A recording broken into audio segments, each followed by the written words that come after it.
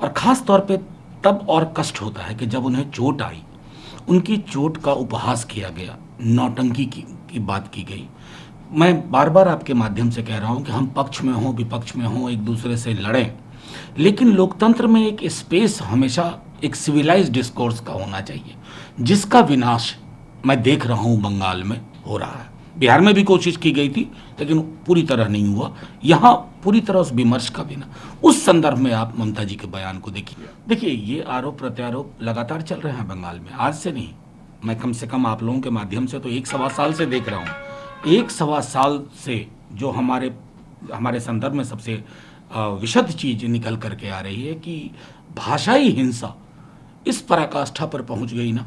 आपको स्मरण होगा ईश्वर चंद्र विद्यासागर जी की मूर्ति वेंडलाइज की गई थी, तो क्या होगा, भाषाई हिंसा का सीधे तौर पर जो वास्तविक हिंसा होती है उससे ताल्लुक होता है। और मेरा मानना है कि ये एक न्याय सामान्य सा बन रहा है जो उचित नहीं है। देखिए मैं सीधे तौर पे कहता हूँ कि एजेंसीज की जो वर्किंग है उसके लिए आज से नहीं, बीते कई वर्षों से हम ये कह रहे हैं कि बहुत प्रेडिक्टेबल हो गई है।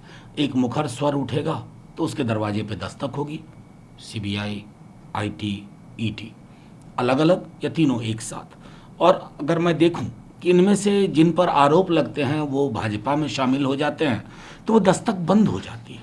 ये दस्तक का आना और दस्तक का बंद हो जाना के बीच में जो ट्रैजेक्टरी है ना, उसमें असल कहानी है। वहाँ ममता जी के बयान को देखिए, मैं समझता हूँ कि अगर ये ज़मीन पे उतारें और लॉन्ग टर्म डेवलपमेंट में विकास के कौन से मानक होंगे।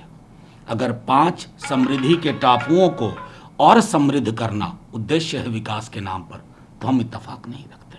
लेकिन अगर हाँ, एक समावेशी विकास सुनिश्चित करना चाहते हैं, खास तौर पे जो पेंडेमिक के दौरान जो छत विछत जिंदगी आ रही हैं, उसको अगर आप हैंड होल्ड करें वार्मली, तो हम आपके साथ। यूपी में तो उनकी सरकार है, वहाँ जरा बम कहाँ कहाँ बन रहा है पता कर लें, नंबर 1।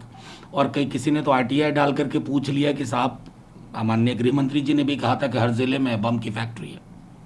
आरटीआई के जवाब में आया कि ऐसा कुछ नहीं है। तो ये पॉलिटिकल रेटोरिक को इस स्तर पर भी ना ले जाया जाए ना, कि बड़ी मुश्किल हो जाए कि आने वाले दिनों में आप हमेशा तो रहेंगे नहीं सत्ता में, आज नहीं 5 साल बाद आप बाहर होंगे, चलिए 10 साल बाद बाहर होंगे हर जगह से। लेकिन अगर ये न्यू नॉर्मल हो जाएगा विमर्श का, कल आप भी इसकी इज्जत में आएंगे, मुझे उसकी भी चिंता नहीं। हम साथ हैं। हमारे नेता प्रतिपक्ष ने भी साफ तौर पे कहा है कि एक निर्वाचित मुख्यमंत्री के एक राज्य जहां एक निर्वाचित मुख्यमंत्री हो, उसके अधिकार छीन करके अनिर्वाचित नौकरशाह के हाथ में देने की ये अगर परंपरा शुरू हो रही है तो ये गलत है। आज दिल्ली है, कल को कोई और राज्य हो सकता है। हाँ, एहतियात के तौर पे ये भी बताऊं कि जब किसी राज्य के साथ ऐसा हो रहा हो, चुप नहीं रहना चाहिए अलग अलग दलों को, क्योंकि आप एक मामले में चुप रहेंगे तो वो चुप्पी आप पर कार्रवाई का सबब बन जाती है।